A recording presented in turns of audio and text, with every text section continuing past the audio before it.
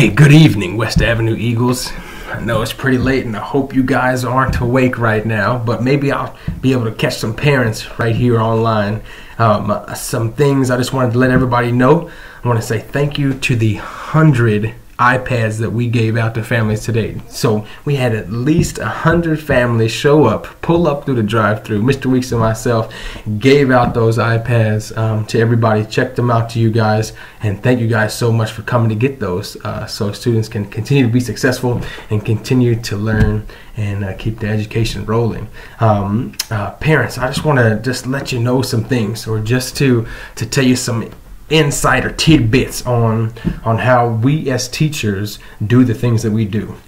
So this is day 2 of our Mr. Knox Diaries of we as teachers imparting everything to you guys on your shoulders. So parents, first of all, thank you, as I said yesterday, but also so one big thing that we do as teachers is structure. The word is structure. That's the key part of it. And I wanted to speak to that today because that goes along with those iPads that we gave out. I encourage you to go against the grain. I'm going to be honest with you. I encourage you as parents to monitor, to know what your students are looking at online, to know what your students are doing with the device, that it's not some babysitter, that it's not just a device for them to play on whenever you get tired or whenever things get difficult around the house and the kids need to be quiet. But actually, families, I want to tell you that that the iPads themselves, or any device, any screen, whether it be a telephone, maybe it be your phone, whether it be your the video games device, needs structure. It needs actual time limits. It needs a certain amount of time. I'll give you an example. So my family, so we might have a family movie night on Friday evenings, or basically if it might be raining and we've been inside all day long, there might be a 30-minute show that we know is good content that we allow them to watch, and make sure that they don't watch anything they're not supposed to watch. But we use it very sparingly in our household. To be honest with you, my daughters don't even have a device. But then my wife called me out the other day. I'm gonna be honest. She says, "What are we modeling?" Especially ever since this entire COVID-19 event happened. As soon as it happened, everybody went online. Everybody went to the internet. Everybody's now is now FaceTiming, is now Zooming, is now getting together online. And so the text message and group formats that I'm a part of are going on all day long as people continue to do those things. Or the amount of time now, a lot of jobs have gone online, that everything is now tuned in to this device right here, this exact same thing that I'm looking at. Or it might go to this device that's in my hand, or it might go to another device that's in my hand. You guys, but there needs to be structure with it. My wife looked at me and said, "What are we modeling?"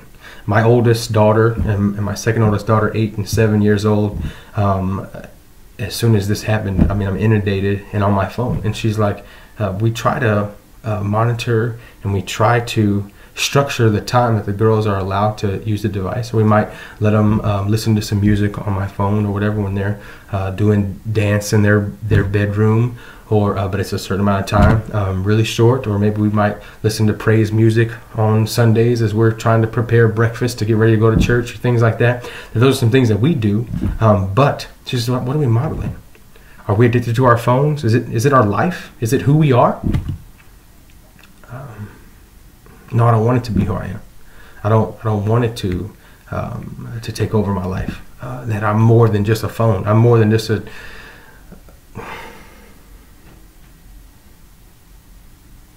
As my daughter started talking to me, and then I didn't hear a thing that they said. So even she reminded me as we took a walk the other day that we need to get back to what we said, that we fall off, that our goals and dreams, that all of a sudden we can see them getting further and further backed up.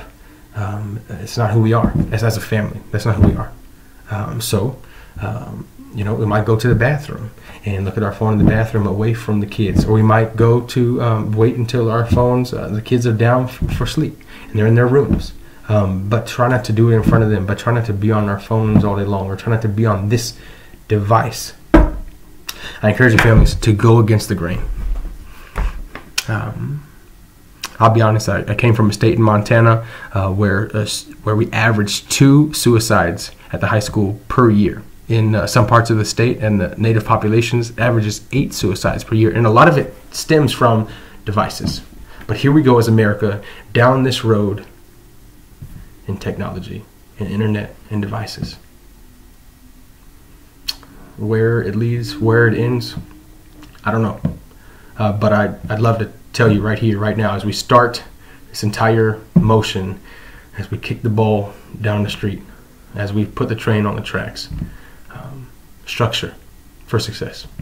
That's what we do as teachers. That students can't be on the devices all day long.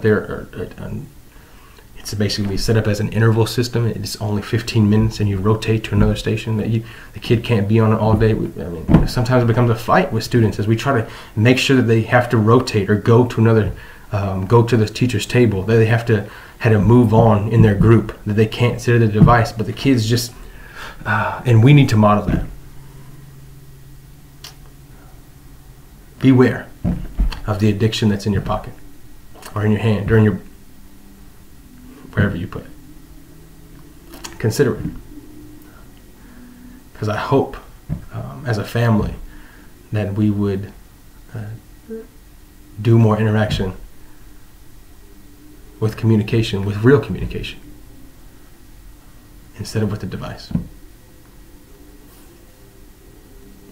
Love you guys. That's my thought for today. Thank you guys so much. Students, if you heard this, I encourage you to put it down.